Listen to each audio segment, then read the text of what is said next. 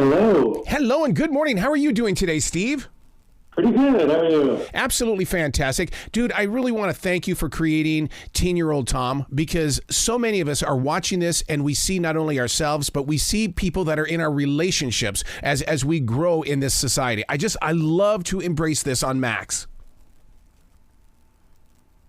That's great. Yeah, that's what I'm going for. Is as crazy as the show is, it's all grounded in reality and the way people treat each other. So I'm glad you picked up on that. One of the things that this show does is that it really does kind of put us in a situation of what would I do? And I love it when writers do that, because you look at yourself in the mirror, or you basically look at yourself just sitting down the sofa watching 10-Year-Old Tom, and you go, what would I do? And is that what you do when you're starting to put the stories together? Absolutely. Hopefully that happens at every big turn in the show.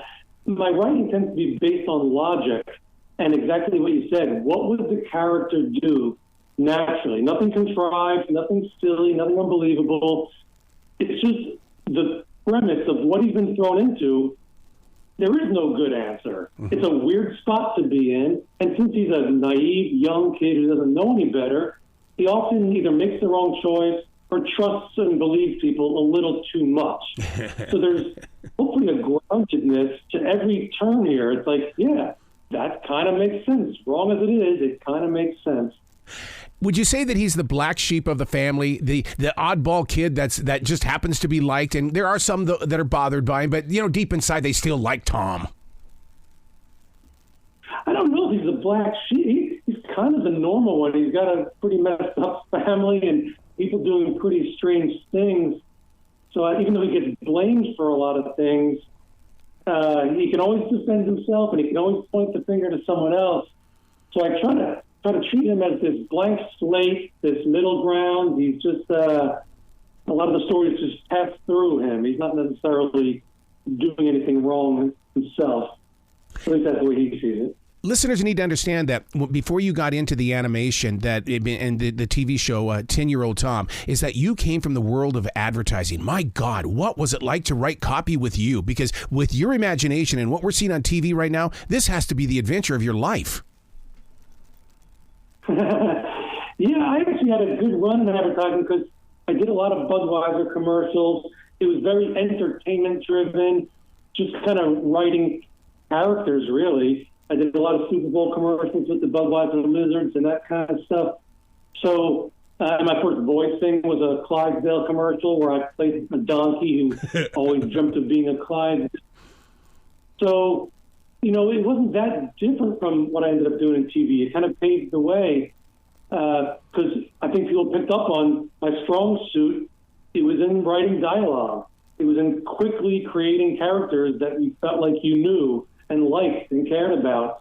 So if you can do that in 30 seconds, it's even easier to do it in a half hour. But yeah, it really paved the way for all of this. Becoming the voice of Tom, was it something that you had to create on your own and develop that style, or was it you knew what Tom was going to sound like from the very beginning?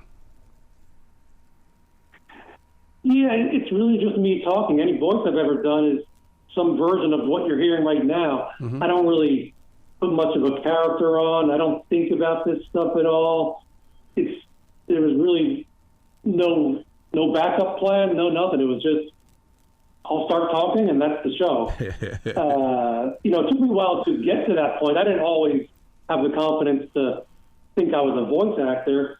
But, one thing leads to another, and before you know it, people encourage you. And with a little encouragement, I was off to the races. And now I'm a living, working voice actor.